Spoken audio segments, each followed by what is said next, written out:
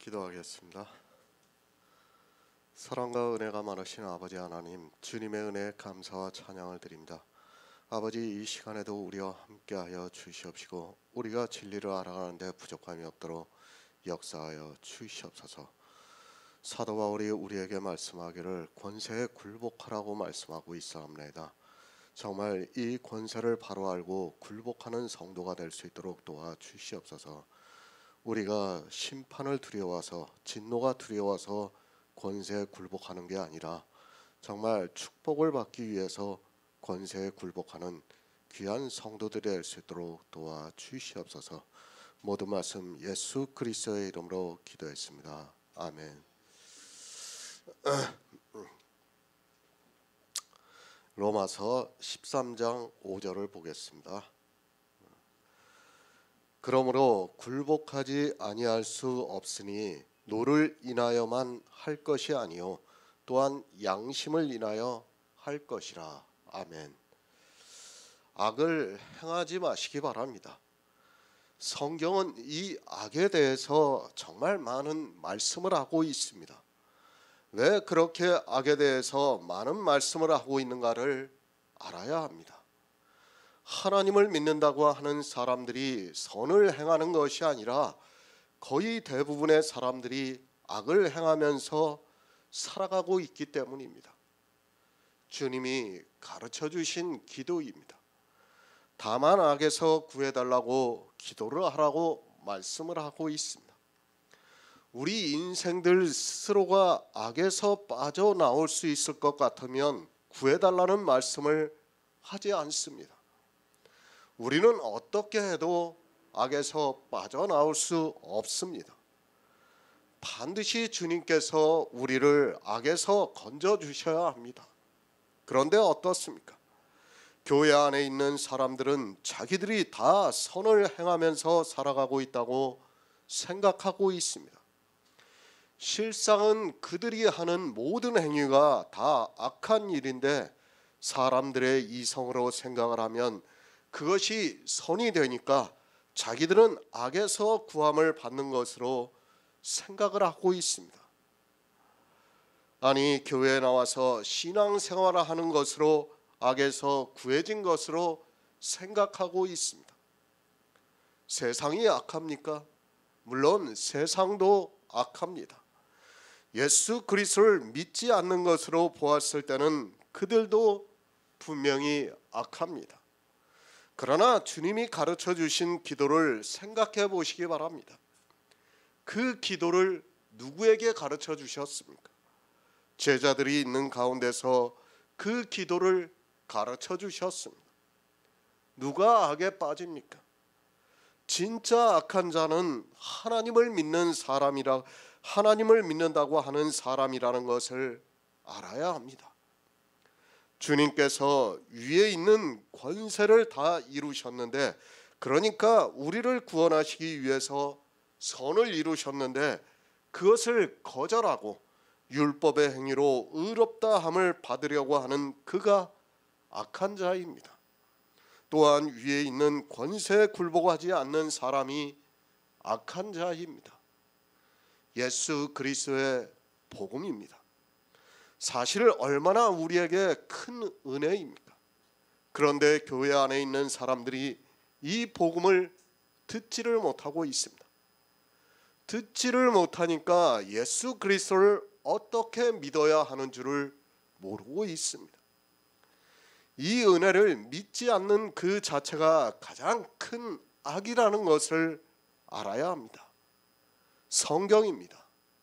이 성경이 내게 대해서 기록했다고 말씀을 하고 있습니다. 우리가 보는 성경은 모두가 예수 그리스도의 구속의 은혜를 말씀하고 있습니다. 그런데 성경을 보면서도 그것을 모르고 있다면, 아니 소경이 되어서 그것을 못 보고 있다면 그는 아무리 핑계를 댄다 해도 악한 자가 될 수밖에 없습니다. 모릅니까? 그것이 핑계가 된다고 생각하지 마시기 바랍니다. 나에게 복음을 가르쳐주는 은사자가 없습니까? 그것으로 핑계를 대지 마시기 바랍니다. 성경은 지혜를 구하라고 말씀을 하고 있습니다. 그러면 꾸짖지 아니하시고 후히 주시겠다고 말씀을 하고 있습니다. 문제는 사람들이 말씀을 들을 때 의문이 생기면 지혜를 구해야 하는데 그렇게 하지를 않고 있습니다. 베레아 사람입니다. 얼마나 신사적입니까? 사도 바울이 복음을 전하니까 그 말씀이 성경과 맞는가 하여 성경을 상고했다고 말씀을 하고 있습니다. 그런데 이 시대는 그 말씀이 성경과 맞는가 하여 상고를 하는 것이 아니라 그 말씀에 맞추어서 성경을 보고 있습니다. 목사가 하는 말에 자기가 보고 있는 성경을 맞추려고 하고 있습니다. 진노하십니다. 자기를 내어주면서까지 우리를 구원을 하는 모든 구속의 일을 다 이루셨습니다.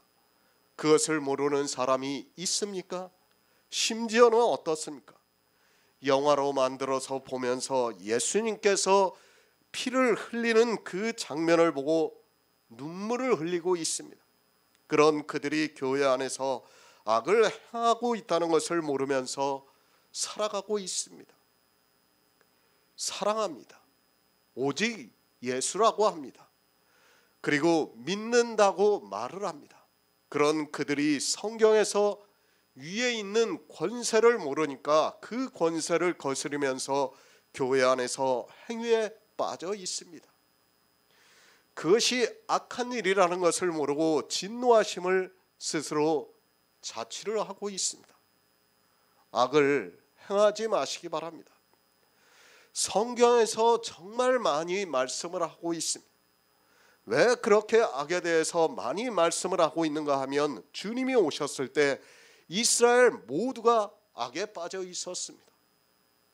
그리고 이 이방의 교회가 또 악에 빠질 것을 아시기 때문에 사도 바울을 통해서 로마서에서 악에 빠지지 말라고 경계를 하면서 말씀을 하고 있지만 전혀 두려워하는 마음이 없습니다.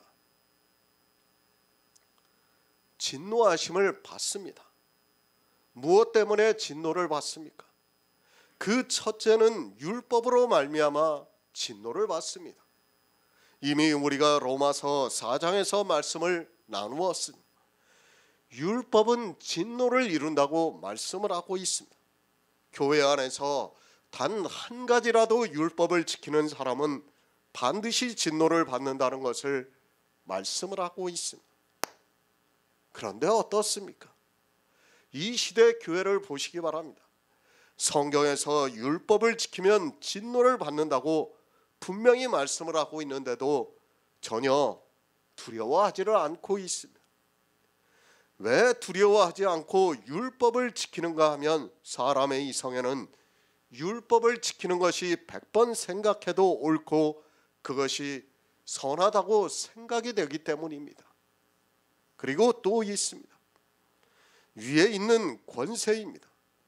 그 권세를 거스르는 자는 진노를 받는다고 말씀하고 있습니다.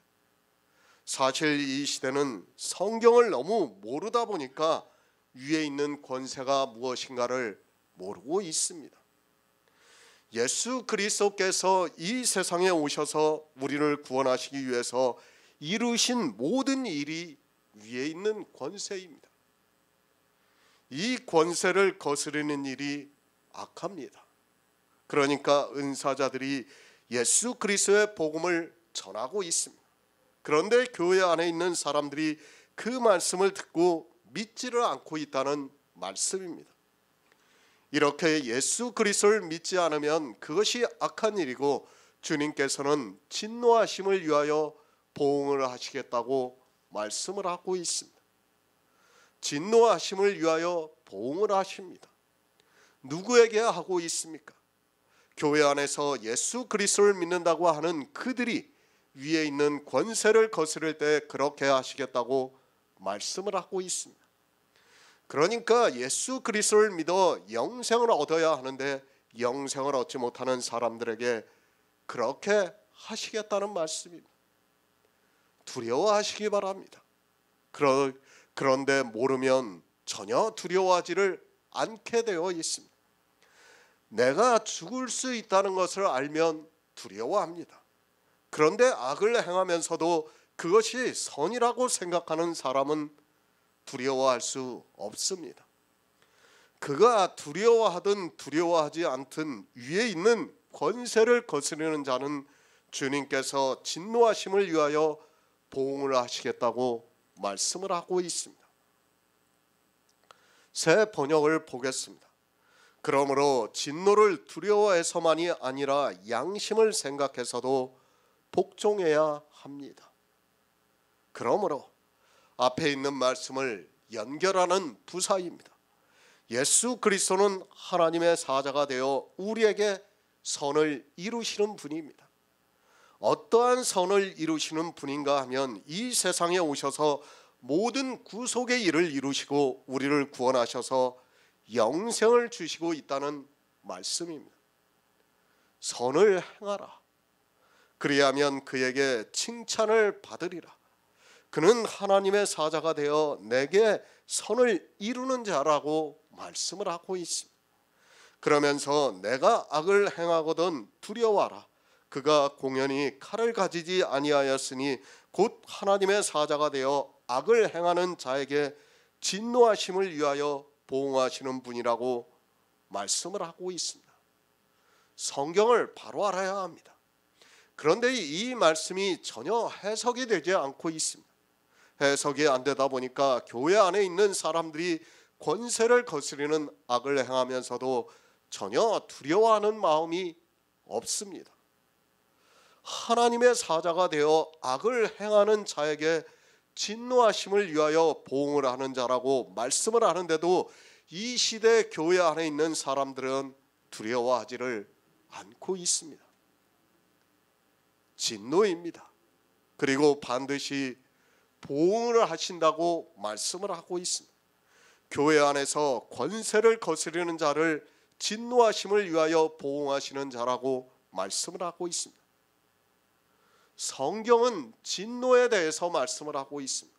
그러니까 복음에 굴복하지 않은 사람은 교회 안에서 예수 그리스도의 구속의 은혜를 믿지 않는 사람은 반드시 보응을 하시겠다고 말씀을 하고 있습니다. 굴복해야 합니다. 성경에서 진노를 말씀하고 또 보응을 하시겠다고 말씀을 하고 있습니다. 예수님께서 선을 행하는 자는 생명의 부활로, 악을 행하는 자는 심판의 부활로 나온다고 말씀을 하고 있습니다. 누구에게 하고 있는 말씀인가 하면 교회 안에서 하나님을 믿는다고 하는 사람들에게 하고 있는 말씀입니다. 사람의 이성으로 생각해도 당연하지 않습니까? 아무 조건이 없이 은혜를 주셨는데 그 사람이 은혜를 받아들이지 않으면 어떻게 되겠습니까? 사형 선고를 받았습니다. 그런데 그 사람이 너무도 불쌍합니다. 그래서 내가 대신 죽고 그 사람을 살렸습니다. 그런데 대신 죽은 그 사람이 한 일을 인정을 하지 않겠다면 여러분은 어떻게 하겠습니까? 당연히 보응이 따르게 되어 있습니다. 우리가 인간적으로 생각해도 그렇습니다. 그런데 이 시대 교회 안에 있는 사람들이 교회 안에서 그 사람이 한 일을 인정을 하지 않겠다고 하면서 권세에 거스리는 일을 하고 있습니다. 사람의 이성이라고 해도 그 사람에게는 반드시 보응이 따르게 되어 있습니다. 하나님께서 하신 일을 거스리면서 어떻게 구원을 받을 수 있습니까? 당연한 일입니다. 그런데도 교회 안에서 악을 행하는 자들은 전혀 두려워하지 않고 있습니다. 두려워하지 않는 정도가 아니라 너무 담대합니다. 예수 그리스도께서 우리에게 생명을 주시기 위해서 선을 이루셨는데 그 구속의 일에 굴복을 하지 않고 있습니다. 디모데후서 1장 9절을 보겠습니다. 신약성경 343쪽입니다. 디모데후서 1장 9절입니다. 하나님이 우리를 구원하사 거룩하신 부르심으로 부르심은 우리의 행위대로 하심이 아니요 오직 자기 뜻과 영원한 때 전부터 그리스도 예수 안에서 우리에게 주신 은혜대로 하심이라. 아멘. 하나님이 우리를 구원하셨습니다. 그것을 모르는 사람은 없습니다. 그러나 어떻게 구원을 하셨는가를 모르는 사람이 너무 많이 있습니다. 예수 그리스도께서 이 세상에 오셔서 이루신 일들, 그리고 주님이 오셔서 이 세상에서 바리새인들과 어떻게 하셨는가, 그리고 그들에 의해서 십자가에서 죽으심으로 우리를 구원하셨습니다. 예수 그리스도입니다. 이 시대는 성경을 보고 있지만 성경에서 전혀 예수 그리스도를 못 보고 있습니다. 그들이 성경에서 예수 그리스도를 보았다면 당연히 위에 있는 권세에 굴복할 수밖에 없습니다. 그러나 성경을 보아도 예수 그리스도의 은혜가 보이지 않으니까 굴복을 하지 않고 있습니다. 생각해 보시기 바랍니다. 성경에서 예수 그리스도의 구속의 은혜를 알기만 하면 무조건 굴복할 수밖에 없다고 생각합니다. 그들이 굴복하지 못하는 이유는 지혜를 구하지 않기 때문입니다. 알량한 사람의 이성적 지식을 가지고 성경을 보면서 자기들 스스로가 지혜가 있다고 생각을 하기 때문에 더 이상 구하지를 않고 있습니다. 지혜를 구하시기 바랍니다. 저는 늘 구하고 있습니다. 왜 지혜를 구할 수밖에 없습니까? 저 역시 늘 성경과 씨름을 하고 있지만 지난 시간에도 말씀을 드렸지만 성경을 풀다 보면 전혀 다른 말씀으로 보일 때가 너무 많습니다. 제가 정말 지혜를 구하면서 집중을 하면서 조금이라도 실수가 없게 성경을 보고 있지만 그래도 역시 쓰고 나면 다를 때가 많이 있습니다. 정말 이해가 안 됩니다.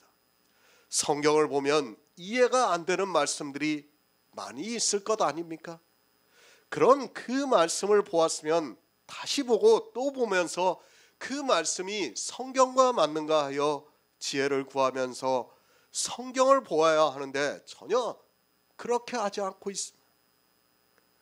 복음을 사모하지 않으니까 성경을 보아도 복음이 안 보이고, 그러다 보니까 예수 그리스도의 구속의 은혜를 모르게 되고 굴복할 수 없게 되는 것입니다. 정말 지혜를 구하시기 바랍니다. 이번 주에도 제가 설교를 뭘 썼냐면 엘리사의 승천에 대해서 썼어요. 그 말씀을 보고 다 어떻게 생각합니까? 휴거를 생각해요. 저도 그 말씀을 보면서 다 휴거로밖에 안 보여요. 제가 봐도. 정말 그 말씀을 풀기 위해서 고민을 많이 했어요. 그리고 설교로 작성했어요. 그게 하루아침에 되어집니까? 그냥 보면, 문자적으로 보면 승천, 그냥 승천했구나, 그렇게밖에 보일 수가 없는 거예요. 그러나 그게 아니에요. 문자적으로는 승천이지만은 하나의 예표적인 사건으로 보여준 거예요. 그거는 엘리사가 지금 천국에 있습니까? 없어요. 엘리사가 천국에. 그런데 사람들은 어떻게 생각합니까? 엘리사가 마치 천국에 있는 것 같이 생각을 하고 있어요. 왜 그렇습니까? 지혜를 안 구하기 때문에 그래요. 지혜를 안 구하기 때문에. 지혜를 구해야 돼요. 이게 다른 말씀과 충돌이 되면 왜 하나님께서 이 말씀을 썼는가, 끊임없이 우리는 지혜를 구해야 돼요. 성경은 휴거에 대해서 말씀하고 있지 않아요. 그런데 만약 그 말씀이 휴거를 예표하는 말씀이라고 그러면 어떻게 됩니까? 말이 안 되지 않습니까? 그런 말씀들을 보았을 때 정말 하나님께 구해야 돼요. 정말 깨달아질 때까지 구해야 돼요. 저는 그런 사람만이 구원을 받을 수 있다고 믿고 있어요. 그런데 이 시대는 구하지를 않고 있습니다. 예수 그리스도의 은혜도 모르고 있어요. 말로는 은혜 하고 있지만 은혜가 무엇인가를 전혀 모르고 있습니다. 은혜를 알아야 합니다. 은혜를 모르면서 이야기하는 것은 그를 멸시하는 말이라는 것을 알아야 합니다. 그에게서 어떤 은혜를 받았는가를 알고 나서 은혜를 말해야지 그가 준 것이 이것인데 다른 것을 가지고 그가 주지도 않은 것을 가지고 은혜라고 하는 것은 그것은 그를 멸시하는 말이라는 것을 알아야 합니다. 그렇지 않습니까? 생각해 보시기 바랍니다. 그는 나에게 밥을 줬습니다. 그런데 그에게 가서 건강식품을 줘서 고맙다고 해보시기 바랍니다. 내가 은혜를 받았다고 해보시기 바랍니다. 인간적으로 생각해도 기분 나쁜 일이에요. 그렇지 않습니까? 그런데 사람들이 성경에서 예수 그리스도의 은혜를 모르고 주지도 않은 것을 가지고 은혜라고 말을 하고 있어요. 은혜가 뭔지도 모르고 말을 하고 있습니다. 마찬가지입니다. 예수 그리스도의 은혜를 알면 굴복하게 되어 있습니다. 그러나 성경을 아무리 보아도 예수 그리스도의 은혜를 모르면 굴복을 하고 싶어도 할 수 없습니다. 내가 굴복을 하고 싶다고 해서 굴복을 할 수 있는 것이 아니라 굴복이 되지 않는다는 것을 알아야 합니다. 그가 은혜를 주었습니다. 그런데 그 은혜가 너무 막연합니다. 아니, 자기 마음에 와닿지가 않습니다. 그리고 무엇을 주었는지도 모르고 있습니다. 그런 사람이 굴복할 수 있습니까? 그는 굴복을 하고 싶어도 굴복할 수 없다는 것을 알아야 합니다. 그래서 영생이 무엇이라고 합니까? 영생은 유일하신 참 하나님과 그의 보내신 자 예수 그리스도를 아는 것이라고 말씀을 하고 있습니다. 호세아서에서도 여호와를 알자, 힘써 알자고 말씀을 하고 있습니다. 하나님께 은혜를 받았으면 그가 나에게 어떤 은혜를 주셨는가를 알아야 하지 않습니까? 그것을 알면 굴복을 하게 되어 있고 그것을 모르면 굴복을 하고 싶어도 할 수가 없다는 말씀입니다. 성경을 알아야 합니다. 이 성경이 내게 대해서 기록했다고 말씀을 하고 있습니다. 그러면 성경을 보면 예수 그리스도의 구속의 은혜가 보여야 합니다. 그런데 이 시대 목사들의 눈은 소경이 되어서 예수 그리스도의 은혜가 보이지 않고 있습니다. 그것이 보이면 굴복하지 않을 수 없는데 그것이 안 보이니까 권세를 거스리면서 교회 안에서 예수 그리스도를 믿는다고 하면서 악을 행하고 있습니다. 요한복음 19장 30절을 보겠습니다. 신약성경 182쪽입니다. 요한복음 19장 30절입니다. 예수께서 신포도주를 받으신 후 가라사대 다 이루었다 하시고 머리를 숙이시고 영원히 돌아가시니라. 아멘. 다 이루었습니다. 예수 그리스도께서 십자가에서 죽으심으로 우리를 구원하시는 모든 일을 다 이루셨습니다. 이 말씀을 모르는 사람이 있습니까? 아마도 신학을 공부한 사람이라면 이 가상칠언에 대해서 다 배웠을 것이라 생각합니다. 다 이루었다는 것을 신학교에서 배우고 있습니다. 그런데 그들은 무엇을 다 이루었는지를 모르고 있습니다. 물론 말은 잘합니다.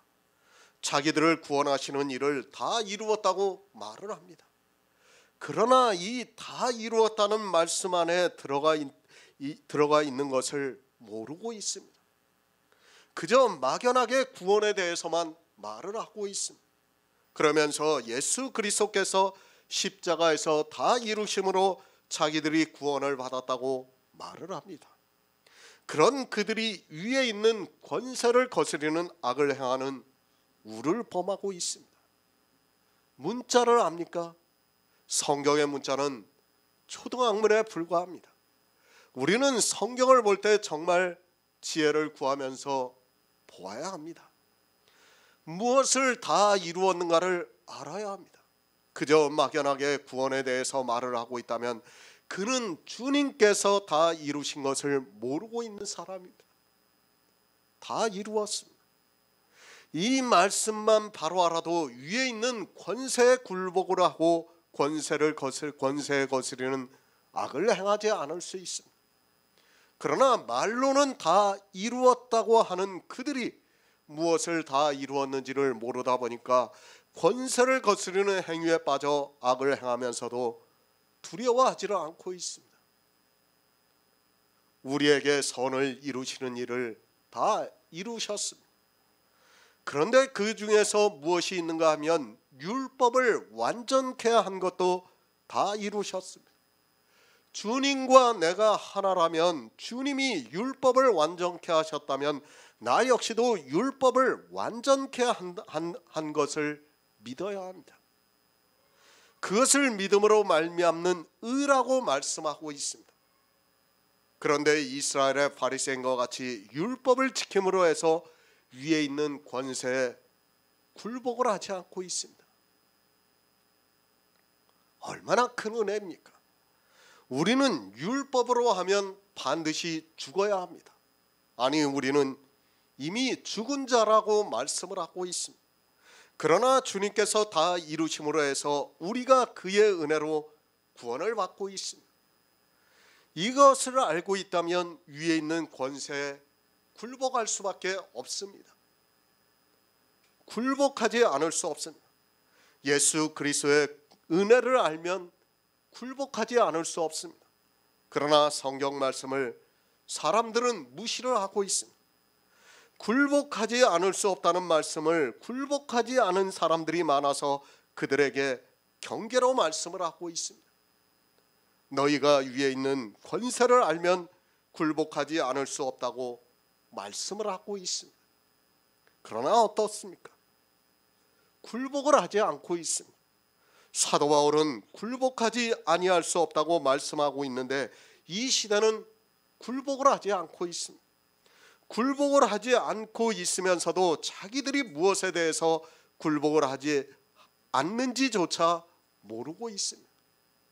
아니, 로마서 13장이 무엇을 말씀하고 있는지를 어느 누구도 바로 풀어서 전하지를 않고 있습니다. 세상 권세입니까? 다시 말씀드리지만 첨삭을 보지 마시기 바랍니다. 성경에 있는 첨삭을 보면 여러분은 망하게 되어 있습니다. 이것을 세상 권세로 보니까 아니, 성경에 첨삭이 그렇게 되어 있으니까 더 이상 생각하지 않고 세상 권세에 굴복을 하라는 것으로 받아들이고 있습니다. 아니, 이때는 이렇게 말을 하고 저 때는 저렇게 말을 하고 있습니다. 지혜를 구하시기 바랍니다. 한시도 잊어서는 안 됩니다.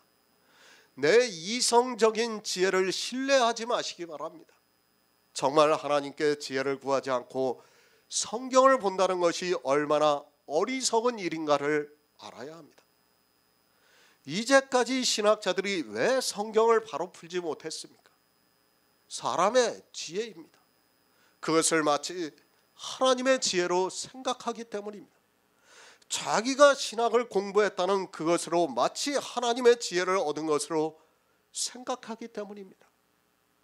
겨우 성경의 문자를 아는 것으로, 그리고 원문의 뜻을 아는 것으로 지혜가 있는 것으로 생각합니다. 헬라어입니까?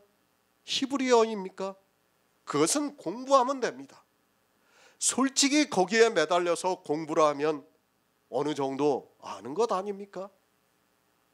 그것을 가지고 지혜 있는 것으로 생각하지 마시기 바랍니다. 설교 시간에 히브리어, 헬라어의 원어의 뜻을 이야기하는 것으로 자기들이 지혜가 있는 것으로 생각하고 있고, 교인들은 그런 세상의 지식을 이야기하는 목사를 마치 지혜가 있는 것으로 받아들이고 있어요.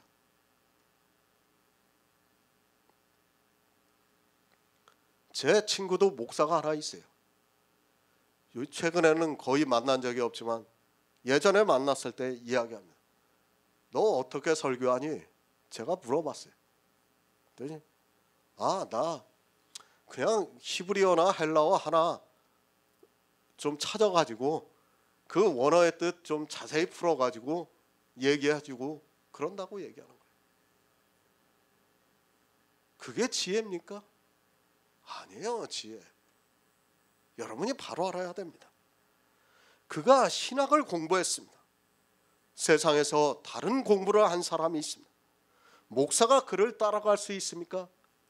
법을 공부한 사람이 있습니다. 법에 대해서는 그보다 더 많이 알 수 없습니다. 마찬가지로 신학이라는 학문을 공부를 했기 때문에 사람들이 모르는 것을 이야기를 할 수 있습니다. 법을 공부한 사람에게 들어도 그것은 마찬가지라는 것을 알아야 합니다. 성령의 감동을 받으시기 바랍니다. 그러면 내가 굴복하기 싫어도 굴복할 수 있습니다. 그러나 성령의 감동을 받지 못하면 그는 굴복을 하고 싶어도 할 수 없습니다. 그래서 주님께서 내가 가면 진리의 성령을 너희에게 보내셔 그가 너희를 모든 진리 가운데로 인도를 하신다고 말씀을 하고 있습니다. 성령입니다. 이 시대는 완전히 종교적인 샤머니즘에 빠져 있습니다. 그리고 성령을 하나님이라고 부르고 있습니다. 성령이 오시지 않으니까 진리로 인도함을 받을 수 없고 그런 그들이 어떻게 세상 권세에 굴복할 수 있습니까? 하지만 복음을 듣고 있는 성도들은 굴복을 하지 않을 수 없게 성령이 진리 가운데로 인도를 하고 있습니다. 지난주에 처음으로 한번 삼위일체에 대해서도 설교를 한번 썼습니다. 한 편을. 이제 나중에 올라올 겁니다. 근데 삼위일체를 제목을 잡으려고 하니까 뭐 삼위일체라는 말이 성경에 없으니까 어디서 제목을 잡아야 될지 참 고민을 하다가 유다서 말씀을 가지고 이제 제가 그 삼위일체에 대해서 쭉 써봤습니다. 물론 기회가 되면 계속해서 이제 삼위일체에 대해서 쓸 생각입니다. 모르니까 그러는 거예요. 모르니까 사람들이. 굴복, 복종 같은 말씀입니다. 우리 성도는 복음을 듣고 믿고 있습니다. 이 복음은 선지자들이 그의 아들에 관하여 성경에 미리 약속하신 것이라고 말씀을 하고 있습니다. 성경에서 복음을 보고 듣는 성도는 당연히 굴복하고 복종하고 있습니다. 그러나 듣지를 못하고 있는 사람은 교회 안에서 평생 악만 행하다가 진노하심을 따라 보응을 받게 됩니다. 에베소서 5장 6절을 보겠습니다. 신약성경 315쪽입니다. 에베소서 5장 6절입니다. 누구든지 헛된 말로 너희를 속이지 못하게 하라. 이를 인하여 하나님의 진노가 불순종의 아들들에게 임하나니. 아멘. 진노입니다. 교회 안에 있는 사람들이 하나님의 진노를 받습니까? 왜 교회 안에 있는 사람들이 권세를 거스르면서 악을 행하고 있습니까?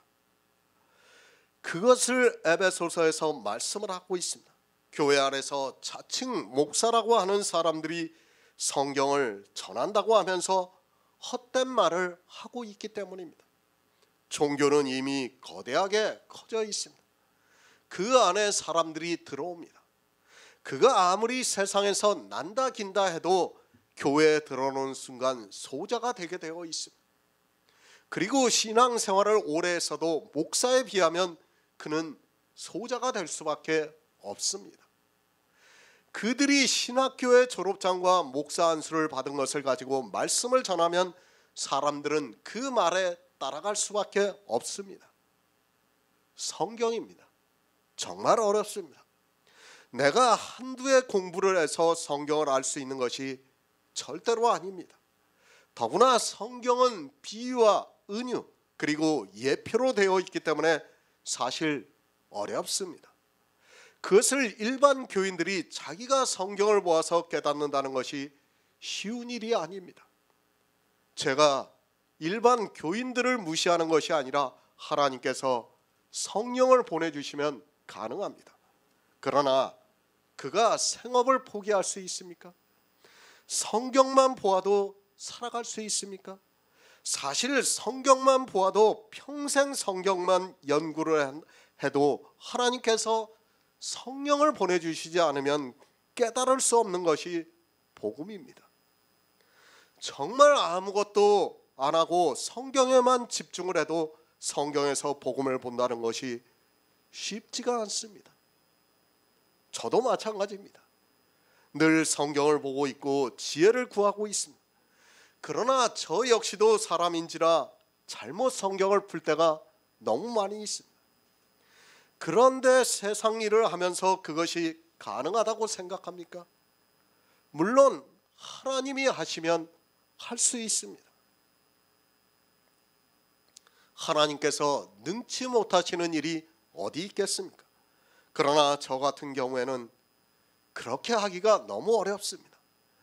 세상 일을 하면서 강해를 쓰고 설교를 쓰고 한다는 것이 저는 거의 불가능하다고 생각하고 있습니다.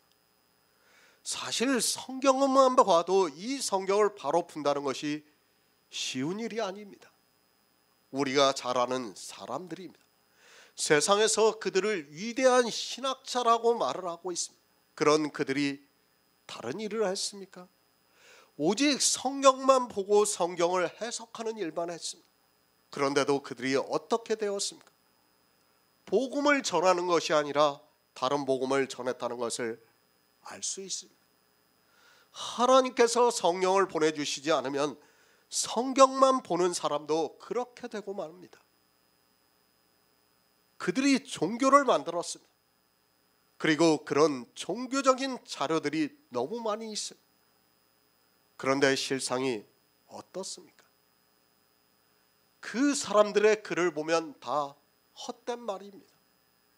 제가 칼뱅의 말과 그리고 웨슬레의 말이 헛되다, 정말 헛되다고 하면 이상하게 생각하고 반대할 사람이 많이 있다는 것을 잘 알고 있습니다. 그러나 그들이 왜 헛된가를 율법 한 가지만 보아도 우리가 쉽게 할 수 있습니다. 진노를 받습니다. 그러나 헛된 말로 인하여 진노를 받습니다. 그런 헛된 말로 속이지 못하게 하라고 말씀하고 있지만 이 시대는 장로교의 목사면 다 칼뱅의 주석을 보고 있습니다. 성경은 진노를 말씀하고 있습니다. 하나님께서 불순종의 아들들에게 진노를 하신다는 것을 교회 안에 있는 사람들이 다 알고 있습니다. 그것을 모르는 사람이 있습니까? 성경의 문자는 제가 굳이 말씀을 안 드려도 이 시대 교인들은 솔직히 저보다도 더 잘 알고 있습니다. 복음을 알아야 합니다. 믿지 않으면 진노를 받는다는 것은 누구나 다 알고 있습니다. 교회 안에 들어와서 예수 그리스도를 믿지 않으면 진노를 받는다는 것을 다 알고 있다는 말씀입니다. 그러나 우리가 굴복을 하는 것은 그 진노가 무서워서 하는 것이 아니라는 말씀입니다. 진노입니다. 우리는 복음을 알고 있습니다. 그리고 천국과 지옥에 대해서도 알고 있고 누가 지옥에 가는가도 잘 알고 있습니다. 그 진노가 무서워서 우리가 예수 그리스도를 믿습니까? 그것이 아닙니다.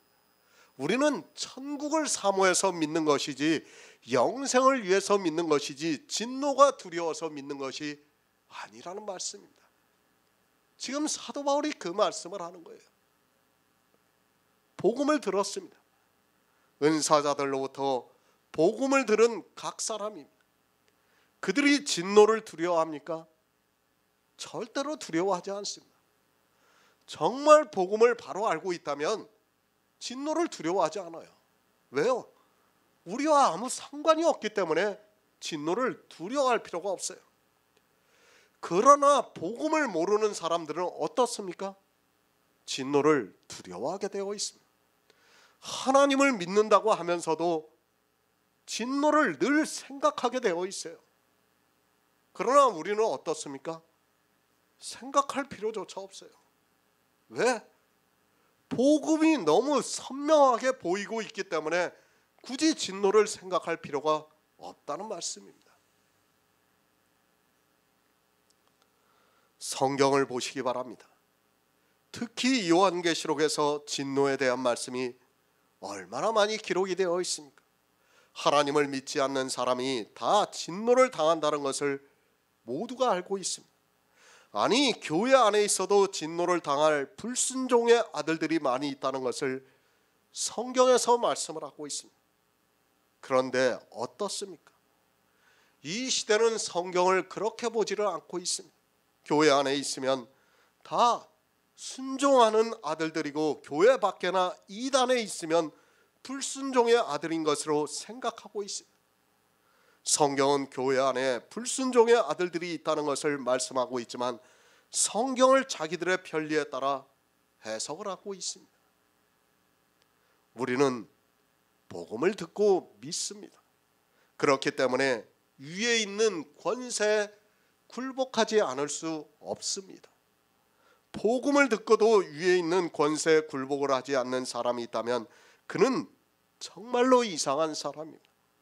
그러나 우리가 복음을 듣고 믿는다 해도 하나님께서 불순종의 아들들에게 진노를 하신다 해서 그 진노가 두려워서 믿는 것이 아니라 영생을 위해서 믿고 있다는 말씀입니다.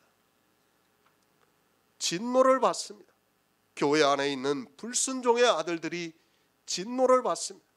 그렇다고 해서 우리가 굴복을 하는 것은 그 진노를 받는 것이 두려워서가 아니라는 말씀입니다. 그리고 진노를 받지 않기 위해서 굴복을 하는 것도 아니라는 말씀을 하고 있습니다.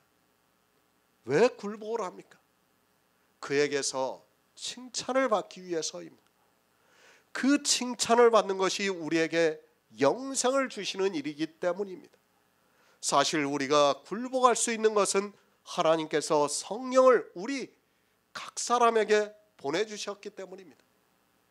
아무리 제가 복음을 전한다 해도 하나님께서 각 사람에게 성령을 보내주시지 않는다면 굴복하고 싶어도 굴복할 수 없습니다.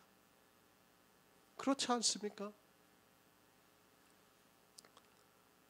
사실 우리 여기 그리스도 편지를 얼마나 많은 사람들이 왔다 갔습니까?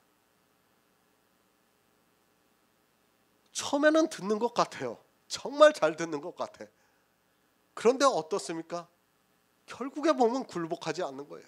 그들이 돌아가는 거예요. 굴복을 못하기 때문에 돌아갈 수밖에 없는 겁니다. 은혜입니다. 우리 각 사람에게 성령을 주신 것은 하나님의 은혜입니다.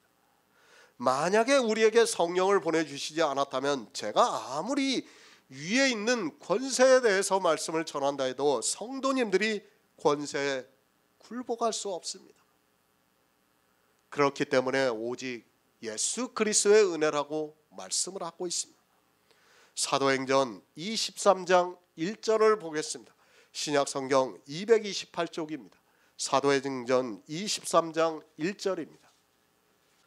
바울이 공회를 주목하여 가로되 여러분 형제들아 오늘날까지 내가 범사의 양심을 따라 하나님을 섬겼노라 하거늘. 아멘.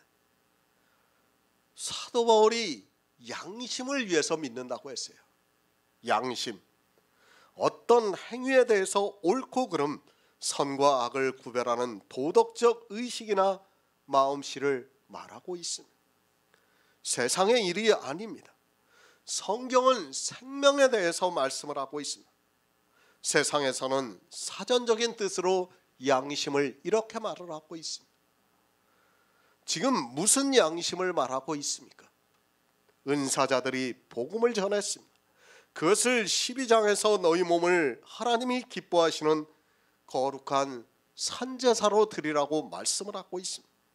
그러니까 은사자들을 통해서 주님께서 이 세상에서 이루신 하늘의 권세 생명을 어떻게 얻는가를 말씀을 하고 있습니다. 그 말씀을 들었습니다. 예수 그리스도의 복음을 들었습니다. 듣지 않은 사람에게는 양심을 이야기할 수 없습니다.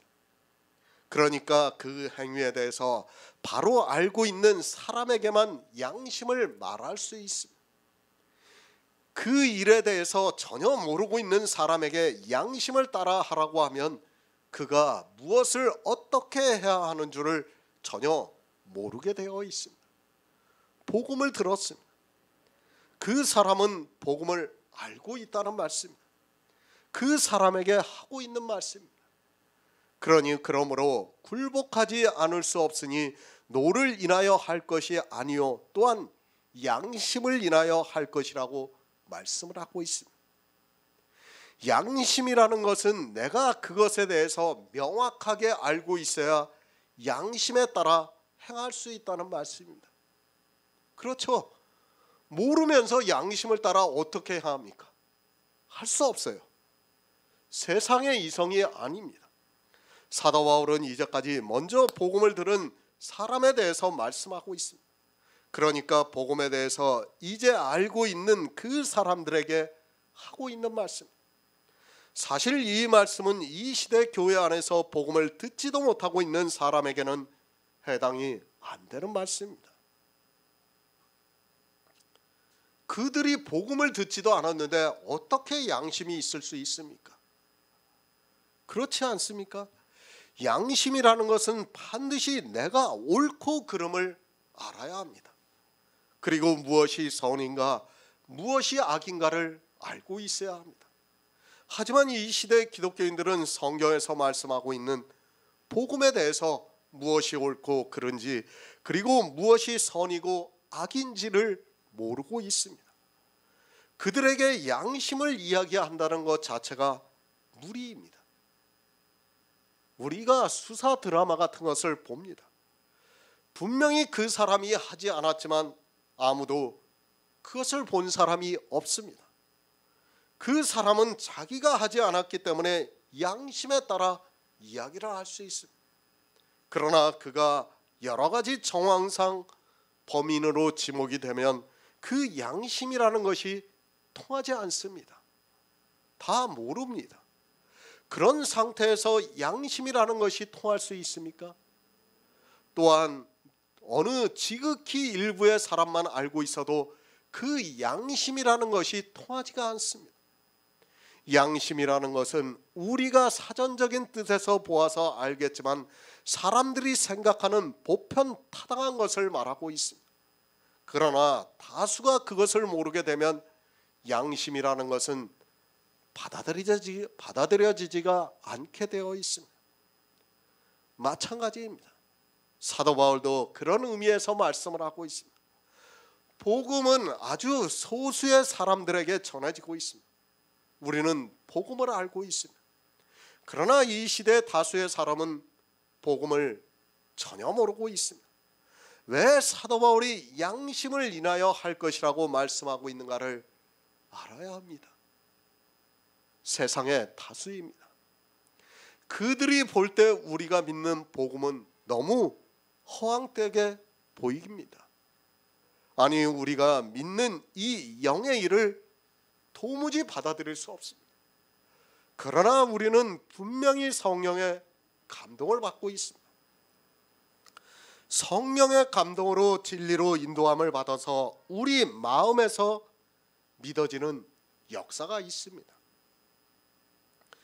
분명히 성경을 통해서 성령의 감동으로 알고 있기 때문에 누가 뭐라고 해도 우리는 양심을 인하여 할 수 있습니다. 그것을 말씀하고 있습니다. 사도행전에서 사도 바울이 자기가 전하는 복음에 대해서 말씀을 하고 있습니다. 대제사장들은 이 복음을 전혀 듣지를 못했고 또 알지도 못하고 있습니다. 그들에게 어떻게 말할 수 있습니까?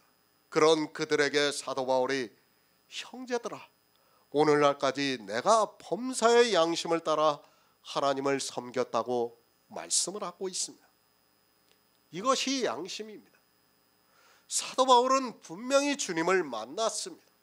그리고 이제 성경에서 성령의 감동을 받아 예수 그리스도의 복음을 알게 되었습니다.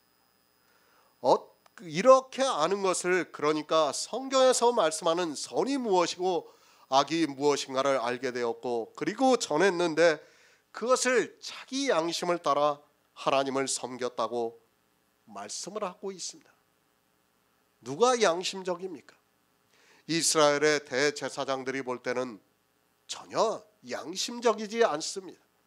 그러나 복음을 알고 있는, 그러니까 옳고 그름과 선과 악에 대해서 알고 있는 사도 바울은 분명히 양심을 따라 하나님을 믿고 있습니다.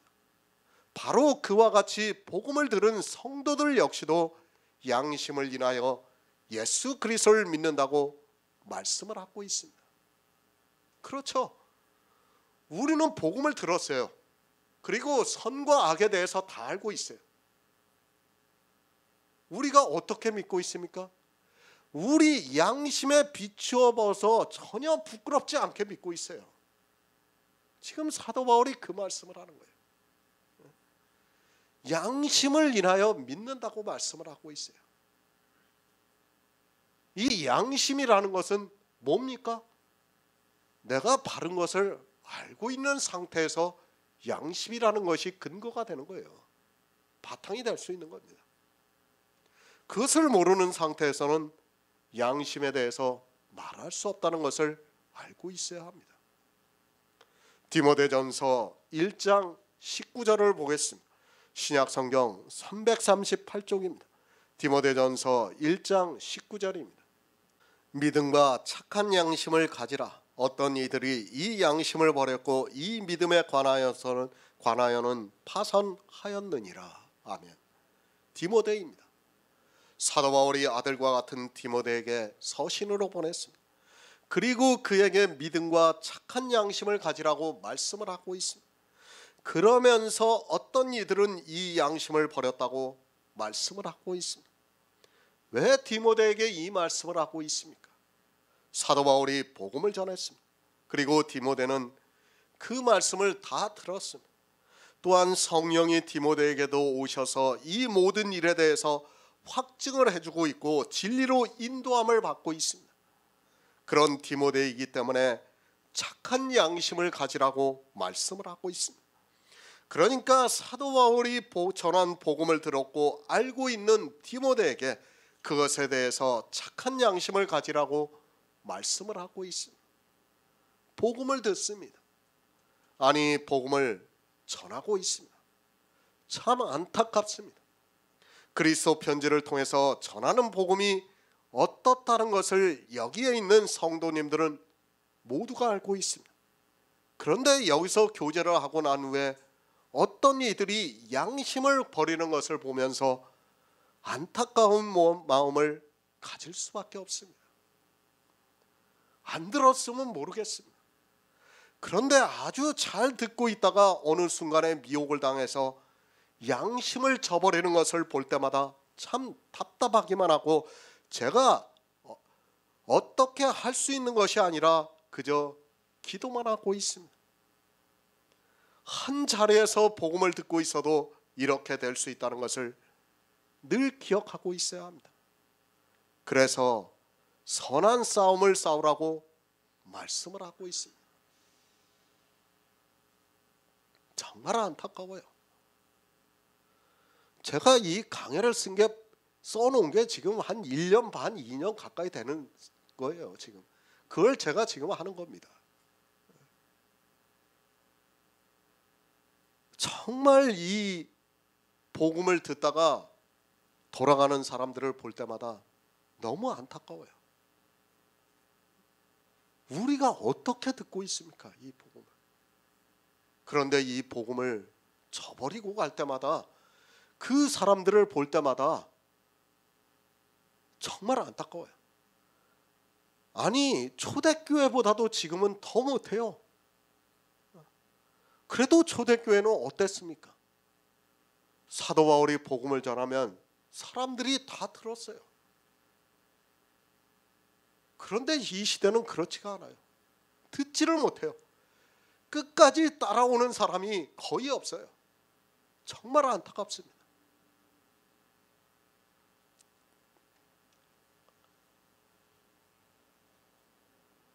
우리가 어떻게 복음을 듣고 있습니까?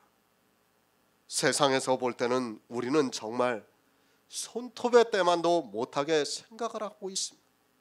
그렇지만 우리에게 하나님께서 은혜를 주셔서 이 시대 복음 안에서 교제를 하고 있습니다. 그렇게 복음을 알고 있는 성도가 양심을 따라 복음에 굴복을 해야 하는데 양심을 저버리면 어떻게 되겠습니까? 믿음과 착한 양심입니다. 같은 말씀을 하고 있습니다. 서로 다른 것이 아니라 믿음을 착한 양심으로 말씀을 하고 있습니다. 이 양심을 버리게 되면 그 믿음에 관하여서는 파선하게 된다고 말씀을 하고 있습니다. 그러니까 양심을 버리면 그에게 믿음이 없다는 것을 말씀을 하고 있습니다. 누가 그런가 하면 사도 바울에게서 복음을 들은 초대교회 사람들이 그렇게 되었습니다. 우리는 늘 경계를 해야 합니다. 그리고 정말 믿음의 선한 싸움을 해야 합니다. 그 싸움에서 지면 그가 아무리 복음을 들었다 해도 결국에는 그 믿음에 관하여 파선할 수밖에 없다는 것을 알고 있어야 합니다. 하지만 복음을 알아야 이 싸움을 할 수 있는데 이 시대는 그 기회조차도 주어지지가 않고 있습니다.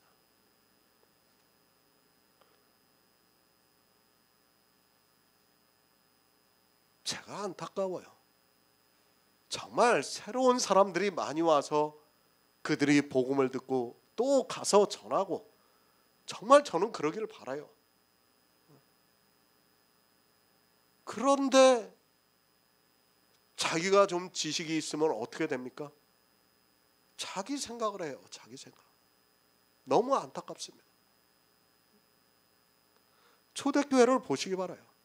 사도 바울이 복음을 전했을 때 디모데나 디도나 주의 형제들이 어떻게 했습니까?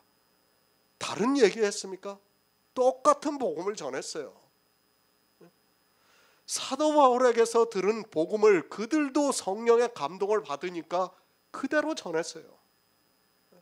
물론 뭐 말을 똑같이 했다는 것이 아니라 복음을 전했다는 거예요.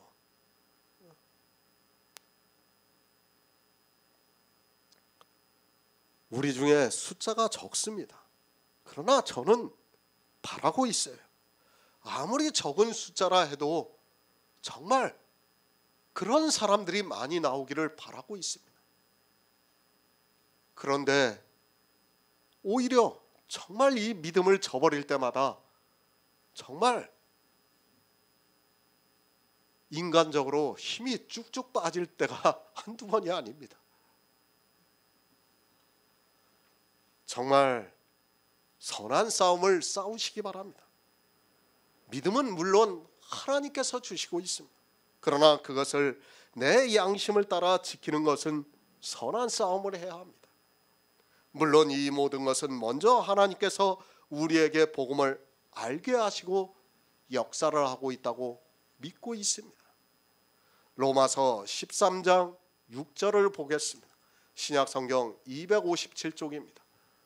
너희가 공세를 바치는 것도 이를 인함이라. 저희가 하나님의 일꾼이 되어 바로 이 일에 항상 힘쓰느니라. 아멘. 새 번역을 보겠습니다. 같은 이유로 여러분은 또한 조세를 바칩니다.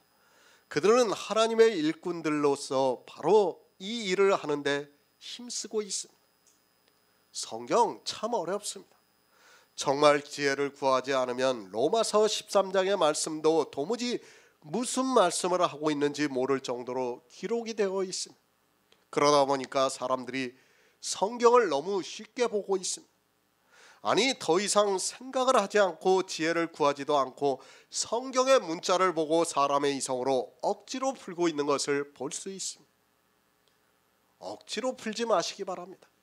다시 말씀드리지만 로마서 13장을 시작하면서부터 성경이 첨삭이 되어 있는 그리스도인과 세상 권세라는 제목이 너무도 강하게 임팩트가 되고 있는 것을 볼 수 있습니다. 그래서 더욱 사람들은 성경을 문자로 보고 있고 마치 성경이 세상의 일을 말씀하는 것으로 생각하고 있습니다. 성경입니다. 세상의 일을 가르쳐주는 말씀이 아닙니다. 세상의 일은 얼마든지 세상에서 배울 수 있습니다. 그것을 굳이 성경에 기록할 필요성이 없다는 것을 알아야 합니다. 우리에게 영생을 주시기 위해서 기록했습니다. 그 말씀을 기록하는 것도 한계가 있는데 굳이 세상에서 공부를 하면 배울 수 있는, 누구나 알 수 있는 그런 세상 일을 말씀을 하겠습니까? 절대로 아닙니다. 성경을 보는 시각부터 바꾸지 않으면 성경에서 복음을 본다는 것은 거의 불가능한 일이라는 것을 알아야 합니다.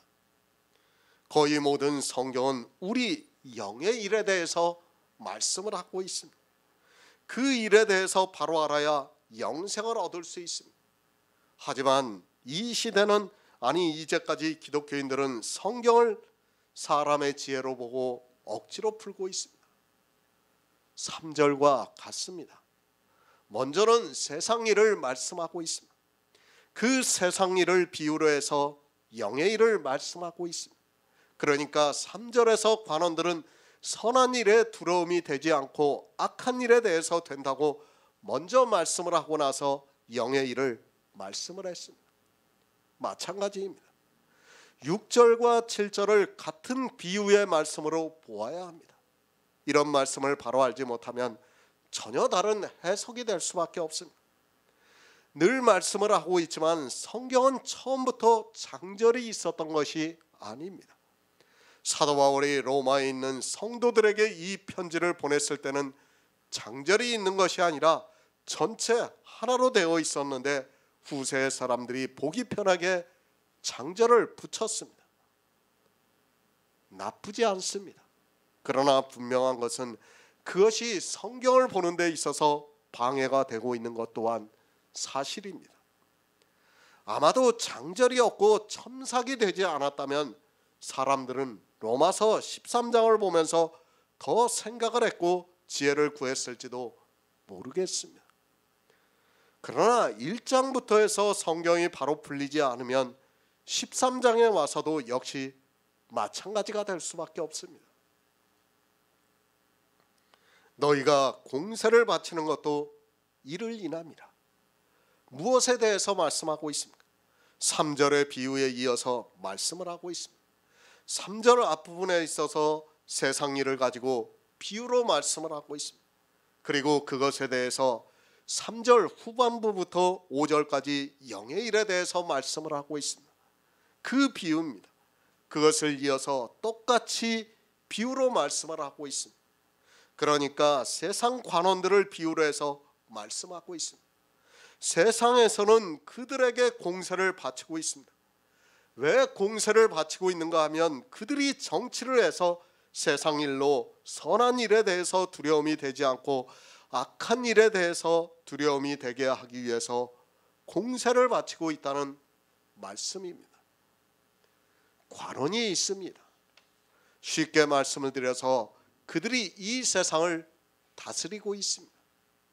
그런데 일반 백성들이 공세를 내고 있습니다. 왜 공세를 내고 있는가 하면 세상 이성으로 선한 일과 악한 일을 그들이 분별을 해주기 때문입니다. 그리고 내가 선하게 살면 그들이 두려움이 되지 않고 악한 자에게는 두려움이 되고 있다는 말씀입니다. 6절 앞에 있는 말씀입니다. 그것은 이 세상의 일입니다. 그리고 6절 뒤에 있는 말씀, 그 말씀을 비유로 해서 영의 일을 말씀하고 있습니다. 6절에 같이 있다고 해서 마치 같은 말씀을 하는 것으로 생각을 해서 연결을 해서 성경을 풀어서는 절대로 안 됩니다. 관원은 비유입니다. 우리가 세상에서 살 때 관원이 어떻게 하는가를 누구나 알고 있습니다. 그 관원에게 왜 공세를 바치는가 하면 그가 선한 일에 대해서 두려움이 되지 않고 악한 일에 대해서는 두려움이 되기 때문에 사람들이 관원에게 공세를 바치고 있다는 말씀입니다. 그렇지 않습니까? 우리가 왜 세금을 내고 있습니까? 세상의 이성으로 생각할 때 선한 일에 대해서는 두려움이 되지 않고 악한 일에 대해서 그 관원들이 두려움이 되어서 악한 일에 대해서 잘 판결을 해달라고 관원들에게 공세를 내서 세상이 조금 더 선하게 바뀌기를 바라고 내는 것 아닙니까? 이런 일은 굳이 성경에서 말씀을 안 드려도 누구나 알고 있습니다. 2000년이란 세월이 흘렀지만 이 시대 역시 관원들은 그렇게 일을 하고 있습니다. 성경이 얼마나 오묘하게 기록이 되어 있는가를 우리는 다시 한번 깨달을 수 있습니다. 우리가 사는 세상에서 지극히 당연하게 하고 있는 일을 비유로 해서 말씀을 하고 있습니다. 디모데후서 2장 15절을 보겠습니다. 신약성경 344쪽입니다. 디모데후서 2장 15절입니다.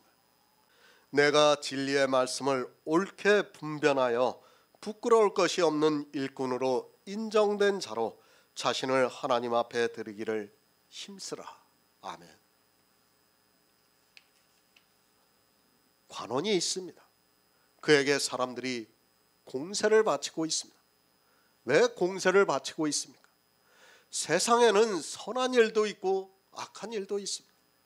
사람들이 관원에게 공세를 바치는 일은 세상에서 선하게 살고 싶기 때문입니다. 관원들이 그 일을 해주기를 바라면서 세금을 내고 있다는 말씀입니다.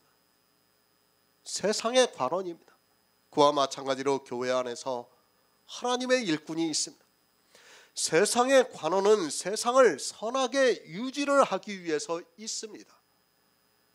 물론 그들이 나쁜 일을 해서 지탄도 받고 있지만 그러나 사람들이 세금을 낼 때는 가능한 선한 일을 해달라고 하는 것 아닙니까? 하나님의 일꾼입니다. 사도 바울이 너희가 공세를 바치는 것도 이를 인함이라고 말씀을 하고 있습니다. 이것은 순전히 세상 일이기 때문에 공세를 바치고 있습니다. 그와 마찬가지로 세상의 관원 일이 선한 일에는 두려움이 되지 않고 악한 일에 되는 것과 마찬가지로 교회 안에서 하나님께서 은사자들에게 복음을 주신 것 역시 영의 일로 그렇다는 말씀입니다. 마치 공세를 받아서 관원들이 그렇게 하는 것과 같이 너희도 교회 안에서 그렇게 하라는 것으로 지금 말씀을 하고 있는 겁니다. 왜 은사를 주셨습니까? 선한 일을 하라고 주셨습니다. 그러니까 로마서 12장에 은사를 주신 것은 선한 일을 하라고 주셨지 그것으로 악한 일을 하라고 주신 것이 아닙니다. 그러니까 세상의 관원이 선한 일에 대해서 두려움이 되지 않고 악한 일에 대해서 되는 것과 같이 교회 안에 있는 하나님의 일꾼들도 영의 일에 있어서 바로 이 일에 항상 힘쓰고 있다는 말씀입니다. 세상의 관원들은 공세를 받아서 먹고 살아요. 그죠? 그리고 선한 일을 하고 있어요. 그런데 우리는 어떻게 되어 있습니까? 우리는 이미 하나님으로부터 다 받았어요. 다 받았다는 것을 말씀하는 거예요. 다 받았으니까 너희가 교회 안에서 그 일을 하라는 거예요. 관원들과 같이. 지금 그 말씀을 하는 겁니다. 뭐 세금을 내라 그런 말씀이 아니라 세상의 관원들을 비유로 해서 우리 영의 일을 지금 가르쳐주고 있는 말씀이에요. 성경을 정말 잘 보아야 합니다. 아니 억지로 풀면 반드시 망하게 되어 있습니다. 이런 비유의 말씀을 전혀 모르고 이제까지 신학자들이라는 사람들은 이것을 그저 세상의 일로만 치부를 하고 있는 것을 볼 수 있습니다. 그러면서 세상 관원도 하나님께서 세우셨다고 하면서 그들에게 공세를 내라고 가르치고 있습니다. 그 말씀이 아닙니다. 비유입니다. 영의 일을 말씀하기 위한 비유입니다. 그러니까 교회 안에서 하나님의 일꾼들이 있습니다. 하나님께서 왜 일꾼들을 세우셨는가 하면 마치 세상의 관원들이 하는 것과 같이 그들이 생각하는 선과 악이 있듯이 하나님께서 말씀하시는 선과 악이 있는데 그 일에 대해서 은사자들이 항상 힘쓰고 있다는 말씀입니다. 관원들이 공세를 받아서 그렇게 일을 하는 것과 같이 너희는 이미 모든 것을 다 받고 그 일을 하고 있다는 것을 우리에게 가르쳐주고 있는 말씀입니다. 그런데 어떻습니까? 이 시대는 선을 모르고 있습니다. 그리고 악도 모르고 있습니다. 세상의 관원이 선을 모르고 악을 모르면 어떻게 됩니까? 그 나라 국민들이 아무리 세금을 낸다 해도 금방 망하게 되어 있습니다. 관원들이 선한 일에 대해서 두려움이 없어야 하는데 악한 일을 하는데도 두려움이 없다면 그 나라는 망하는 길로 가게 되어 있습니다. 마치 그와 같다는 거예요. 하나님의 일을 하는 데 있어서 세상 관원이 하는 것과 같이 그렇다는 것을 우리에게 비유로 말씀하는 겁니다. 저희가 하나님의 일꾼이 되었습니다. 누구를 말씀하고 있습니까? 그것을 디모데후서에서 내가 진리의 말씀을 옳게 분별하여 부끄러울 것이 없는 일꾼으로 인정된 자로 자신을 하나님 앞에 드리기를 힘쓰라고 말씀을 하고 있습니다. 그러니까 세상 관원과 같이 선한 일에 대해서는 두려움이 없고 악한 일에 대해서는 두려움이 되게 하라고 말씀을 하고 있습니다. 일꾼입니다. 시키는 자가 시키는 일만 하면 됩니다. 일꾼은 내가 하고 싶은 일을 하면 어떻게 됩니까? 그것은 일꾼이 아닙니다. 일꾼은 반드시 시키는 자의 명을 따라야 합니다. 관원도 마찬가지입니다. 지금은 왕이 없지만 왕이 있다면 왕이 시키는 일만 해야 합니다. 하나님입니다. 우리에게 복음을 주셨습니다. 그리고 선이 무엇인가 악이 무엇인가를 가르쳐주고 있습니다. 그러면 우리 일꾼은 어떻게 해야 합니까? 선한 일에 대해서는 두려움이 되지 않고 악한 일에 대해서 두려움이 되게 해야 합니다. 그렇지 않다면 그는 일꾼이라고 말할 수 없습니다. 그러니까 은사자들은 바로 이 일에 항상 힘쓰라고 말씀을 하고 있습니다. 일꾼은 압니다. 자기 일에 대해서 분명히 알고 있습니다. 그렇지 않습니까? 자기 일이 무엇인가를 모르고 일을 한다면 그는 일꾼이라고 말할 수 없습니다. 하나님께서는 은사자들을 통해서 선한 일 그리고 악한 일을 가르쳐주고 있습니다. 그러면 그 일꾼은 마치 세상의 관원과 같이 선한 일에 대해서 두려움이 되지 않고 악한 일에 대해서 되게 하기 위해서 일을 해야 합니다. 교회 안에서 그렇게 일을 해야 한다는 겁니다. 진리의 말씀입니다. 이것을 옳게 분별을 해야 합니다. 그러나 이 시대는 선한 일이 무엇인가 악한 일이 무엇인가를 전혀 모르고 있습니다. 그런 사람들이 교회 안에서 하나님의 일꾼이라고 일을 하고 있습니다. 세상의 관원이 생각하는 그 정도의 지식을 가지고 선을 그리고 악을 말하고 있습니다. 하나님의 일꾼입니까? 먼저 무엇을 알아야 합니까? 성경에서 선한 일이 무엇인가를 그리고 악한 일이 무엇인가를 알아야 합니다. 그런데 이 시대는 그것을 알고 있는 사람이 없습니다. 그런 그들이 세상의 관원과 같이 교회 안에서 교인들을 다스리고 있는 것을 볼 수 있습니다. 선도 모르고 악도 모르는 그들은 하나님의 일꾼이라고 할 수 없습니다. 이 일에 힘쓰시기 바랍니다. 어떤 일입니까? 세상 관원이 선한 일에는 두려움이 되지 않고 악한 일에 되는 것과 같이 성경에서 진리를 분별하여 선한 일을 하는 사람에게는 두려움이 되지 않고 악한 일을 하는 사람에게는 두려움이 되게끔 하는 일꾼이 되어야 한다는 말씀입니다. 교회 안에서 누가 악을 행하고 있습니까? 그러면 어떻습니까? 은사자는, 권세를 전하는 자는 그 사람이 두려워할 정도로 전해야 한다는 말씀이에요. 그래야 되지 않습니까? 그 사람이 두려워하지 않고 있다면 잘못 전하는 거예요.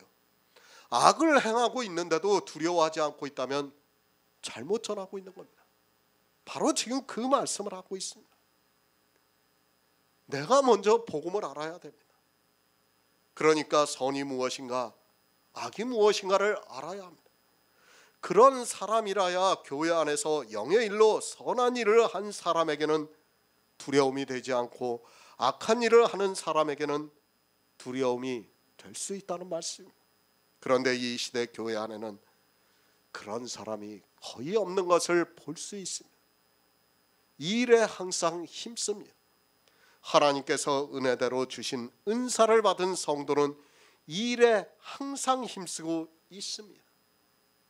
교회 안에서 선을 행하는 자에게는 두려움이 되지 않고 악을 행하는 자에게는 두려움이 되게 하고 있다는 말씀입니다. 그들의 육체를 그렇게 한다는 것이 아니라 말씀으로 그렇게 하고 있다는 말씀입니다. 선을 행합니다. 예수 그리스도를 믿습니다. 그는 두려워할 것이 하나도 없습니다. 그가 왜 두려워하지 않는가 하면 율법을 지키지 않아도 두려워하지 않을 수 있는 것은 은사자가 선이 무엇인가를 가르쳐 주었기 때문입니다. 그러나 악을 행하는 자에게는 은사자가 하는 말이 두려움이 될 수 있습니다. 마치 세상 관원이 하는 것과 같이 그렇게 하라는 거예요. 영생을 말씀하고 있습니다. 그리고 심판에 대해서도 말씀하고 있습니다. 은사자는 분명히 이 두 가지를 다 말씀을 하고 있습니다. 그가 예수 그리스도를 믿어보시기 바랍니다. 심판에 대해서 두려워하겠습니까? 율법을 지키지 않을지라도 그는 절대로 두려워하지 않습니다. 그러나 악을 행하는 사람은 두려워합니다. 정말 두려워해요. 그죠? 사도행전에서도 그 말씀이 있죠. 사도 바울이 복음을 전하니까 두려워가지고 그만 전하라고 하잖아요. 진짜 저도 전해보면 그래요. 두려워해요. 그들이 두려워한다고요. 복음을 바로 전하면 복음을 모르는 사람이 이걸 가만히 듣고 있다 보면 너무 두려운 거예요. 자기가 잘못 알고 있으니까 두려울 수밖에 없는 겁니다. 그 일에 힘쓰라고 지금 말씀하고 있는 거예요. 사도 바울이. 제가 말씀을 전합니다. 그러면 선한 일을 하는 사람은, 그러니까 예수 그리스도를 믿는 사람은 두려워하지 않습니다. 그러나 율법을 지키는 사람은 왠지 모르게 두려워하게 되어 있습니다. 성경을 명확하게 모르니까, 진리에 대해서 모르니까 막연한 두려움이 그에게 있기 마련입니다. 로마서 13장 7절을 보겠습니다. 신약성경 257쪽입니다. 로마서 13장 7절입니다. 모든 자에게 줄 것을 주되 공세를 받을 자에게 공세를 바치고 국세를 받을 자에게 국세를 바치고 두려워할 자를 두려워하며 존경할 자를 존경하라. 아멘. 새 번역을 보겠습니다. 여러분은 모든 사람에게 의무를 다하십시오.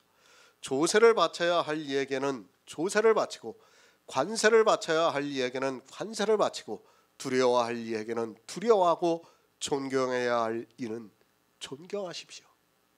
무슨 말씀입니까? 지금 같은 말씀을 하고 있는 겁니까? 육의 일을 비유로 해서 영의 일을 말씀하고 있습니다. 앞에 있는 말씀은 육의 일을 말씀을 하고 있고 뒤에 있는 말씀은 영의 일을 말씀하고 있습니다. 성경이 한 절에 기록이 되어 있다 해도 비유를 바로 볼 수 있는 지혜가 있어야 합니다. 잘 이해를 하시기 바랍니다. 우리는 육체로는 이 세상을 살아가고 있습니다. 그러면 우리 육체는 어느 나라에 속해 있고 그 나라의 법을 지키면서 살아가야 합니다. 그것은 이 세상 모든 사람이 다 그렇습니다. 우리가 아무리 하나님을 믿는다 해도 세상 법을 어겨가면서 살 수는 없습니다. 그것은 이성입니다. 누구나 그렇게 살 수는 없습니다. 어느 누구도 그렇게 살 수는 없습니다. 그런데 이 시대 기독교인들을 보면 자기들이 특별한 사람이나 되는 것으로 생각하고 있습니다. 그들은 세상의 이성도 모르는 사람들입니다. 그것을 모르는 그들이 무슨 진리를 안다고 말할 수 있겠습니까? 먼저 세상의 이성이 바로 서 있어야 진리도 알 수 있다는 것을 알아야 합니다. 왜 조세를 바치고 공세를 바칩니까? 세상에서 두려웠기 때문에, 한편으로는 두렵고 한편으로는 존경하기 때문이에요. 그죠? 조세를 바치고 공세를 바치는 것을 왜 그렇게 하는가 하면 내가 악한 일을 하면 두려움이 되는 거예요. 그 관원들이 일을 할 때, 그런데 관원들이 일을 잘하면 어떻게 됩니까? 존경을 한다는 거예요. 존경을 한다. 지금 그 말씀을 하는 거예요. 육의 일을 가지고 우리의 영의 일을 비유로 해서 말씀을 하고 있는 겁니다. 세상에서 그렇게 하는 것을 너희가 알지 않느냐, 그런 것과 같이, 그 관원들이 있는 것과 같이 교회 안에 은사자들이 있는데 그들을 두려워할 자를 두려워하고 존경할 자를 존경하라고 지금 말씀을 하고 있는 겁니다. 성경을 보시기 바랍니다. 세상의 일을 비유로 해서 말씀을 하고 있습니다. 세상에서 살 때 성도라 할지라도 그렇게 살아가고 있다는 말씀입니다. 성도라 해서 공세를 내지 않고 국세를 내지 않는 것은 절대로 아닙니다. 우리는 국가에서 요구하는 세금을 내야 합니다. 세상의 이치입니다. 사도 바울이 이 세상의 이치를 비유로 해서 영의 일을 말씀하고 있습니다. 이 세상의 이치를 배우라고 하는 것이 아니라 영의 일을, 그 세상의 이성을 비유로 해서 말씀을 하고 있습니다. 공세를 내는 것, 그리고 국세를 내는 것은 굳이 성경이 아니더라도 학교에서 배우고 있습니다. 그것을 모르는 사람이 있습니까? 아마 이거 초등학교에서 배웠을 거예요. 그렇죠? 국민의 4대 의무 해가지고 배우고 있어요.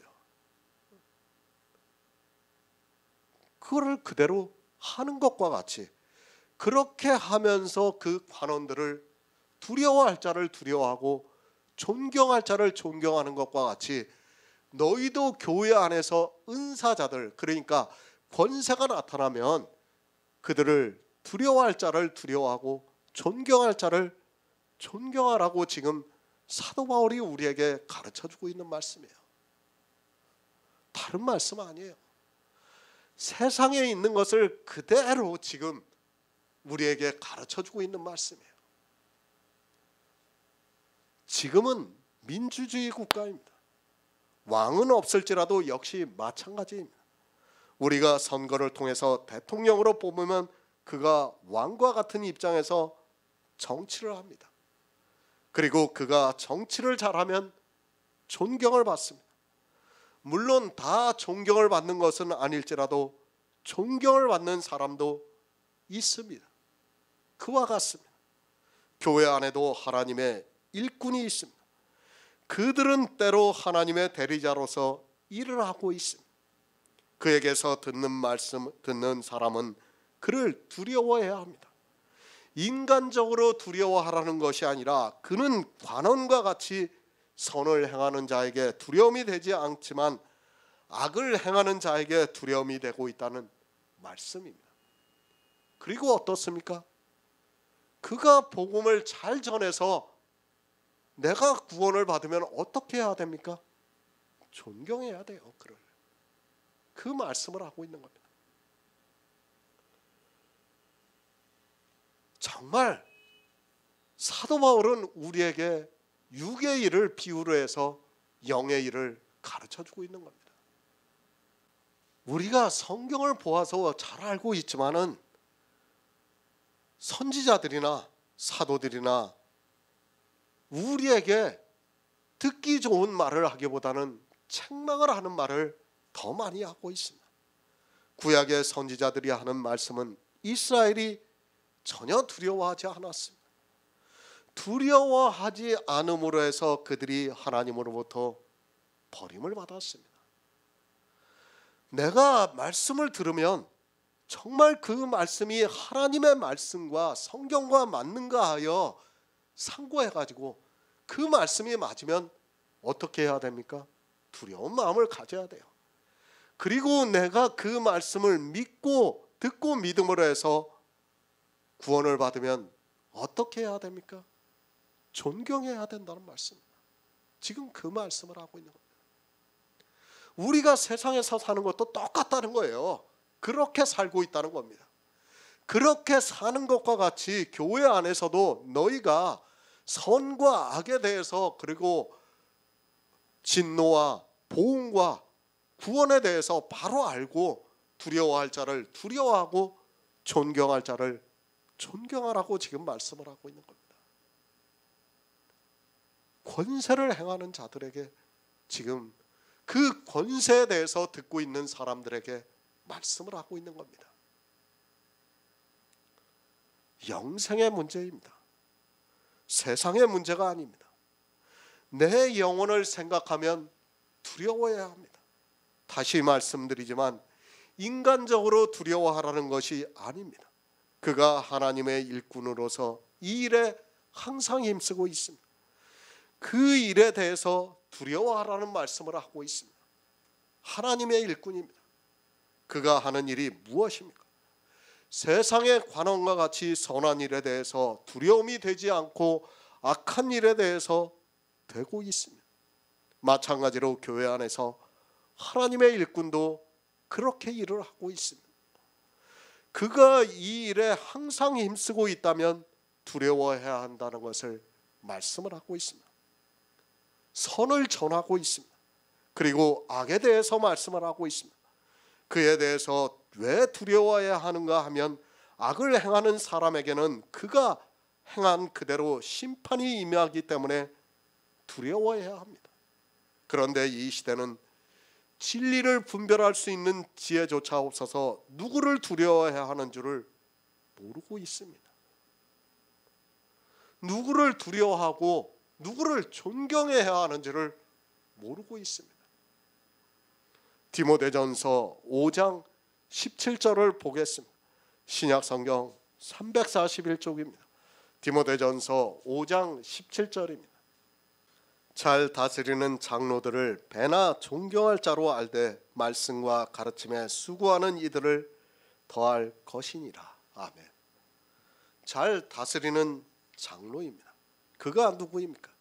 하나님으로부터 은혜대로 은사를 받은 사람입니다. 그가 교회 안에서 잘 다스리고 있습니다. 이 다스리는 은사에 대해서는 로마서 12장에서 이미 말씀을 했습니다. 여기서 다시 그것에 대해서 말씀을 드릴 필요가 없다고 생각하고 있습니다. 영생에 대해서 가르쳐주고 있습니다. 은사자가 영생에 대해서 말씀을 하고 있습니다. 그러면 그를 존경해야 합니다. 인간적으로 존경하라는 것이 아니라 하나님께서 그에게 은사를 주셔서 가르치게 함으로 해서 각 사람에게 위에 있는 권세가 전해짐으로 해서 영생을 얻었다면 존경을 해야 한다는 말씀입니다. 영생입니다. 생각해 보시기 바랍니다. 얼마나 큰 은혜입니까? 감히 상상도 할 수 없는 것을 우리가 받은 것입니다. 그러면 그것에 대해서 전하는 자를 존경해야 합니다. 인간적으로 존경을 나타내는 것이 아니라 세상의 이치를 따져도 그렇다는 것을 사도 바울이 세상의 관원을 비유로 해서 말씀을 하고 있습니다. 7절의 말씀입니다. 우리가 인간적으로 그렇게 하라는 것이 아닙니다. 물론 인간적으로 그렇게 할 수 있다면 좋습니다. 그러나 사도 바울은 그것을 말씀하는 것이 아니라 모든 자에게 줄 것을 주되 공세를 받을 자에게 공세를 바치고 국세를 바칠 자에게 국세를 바치는 것과 같이 두려워할 자를 두려워하며 존경할 자를 존경하라고 말씀을 하고 있습니다. 복음을 전하는 자입니다. 하나님의 일꾼입니다. 그들을 세상 관원들과 비교하지 마시기 바랍니다. 세상의 관원은 육체의 일을 하고 있지만 하나님의 일꾼은 영의 일을 하고 있습니다. 그 말씀입니다. 그런 의미에서 영의 일을 하는 하나님의 일꾼이라는 의미에서 두려워할 자를 두려워하고 존경할 자를 존경하라고 말씀을 하고 있습니다. 이것이 인간적으로 그렇게 하라는 것이 아니라 이제 그 다음 절에서 사도 바울이 우리에게 말씀을 해주고 있습니다.